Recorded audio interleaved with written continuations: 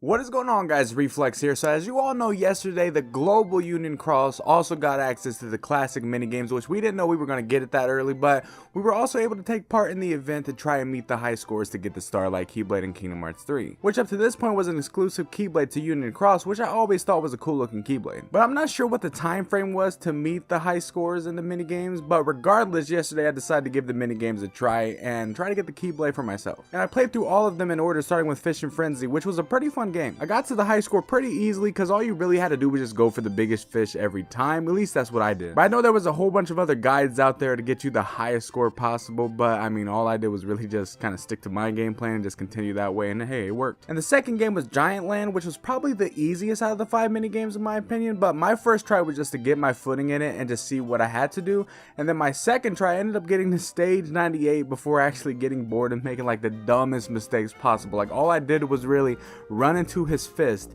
twice, just out of nowhere for no reason. I'm just like, well, okay. And I really wanted to get to 100, but I just failed and really did not want to do that all again. But it was a fun mini game, and it was actually one of my favorites. But the third mini game was the Musical Farmer, which was probably my favorite out of them all, because once you get pretty far, everything starts happening really fast and you really get into a groove with it when it goes really fast, and it just becomes actually easier. Like, in my opinion, it was a lot easier when it was going by faster than when it was going slow, because when it goes slow, you kind of, you don't really have a groove set, so you might make just dumb mistakes. But when it goes fast, you just kind of get into it. But this was the only mini game that actually gave you 2 choices. You could choose between game A and game B for the mini game, which the only difference is in game B, they take away the middle crate and you have to manually put the crate in the area before the eggs fall to the ground and break, which added a small bit of difficulty to it, but overall it was still fun, and that's why it was my favorite. But on a completely opposite feeling, my most hated mini game out of the 5 was the Carnival Kid, which had you make these hot dog orders for the customers. And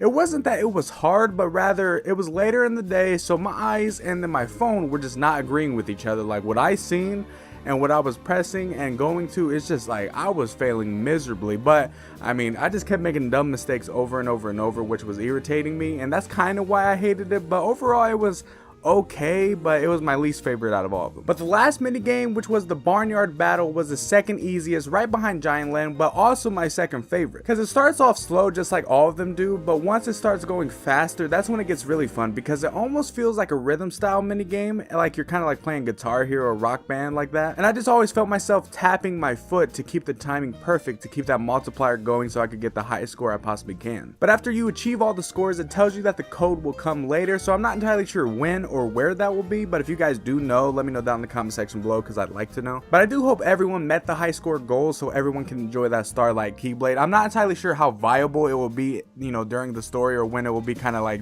just obsolete compared to every other Keyblade, but still, I'm going to be using it. But since they're adding the Starlight Keyblade into Kingdom Hearts 3, and they also confirmed that there will be the level up system for the Keyblades, I wonder if the Keyblades will change its look when you level them up like they do in Union Cross, because that would be kind of cool. Because then I'm curious what would happen if you level up the Kingdom Key all the way, how badass it might look. Because as you guys know, I always love the simplistic design for the Kingdom Key, so if you can level it up and it actually changes its appearance a little bit, makes it even more cooler, I'll be happy with that. Same with the Fenrir, but I don't even know if that would be in the game, but it would be cool. But yeah, let me know down in the comment section below how you guys fared on the mini games, which one was your favorite, which one was your least favorite, and if you actually completed all the objectives. But if you guys did enjoy today's video, leave a like, subscribe, and you guys know the drill. I will see you guys later.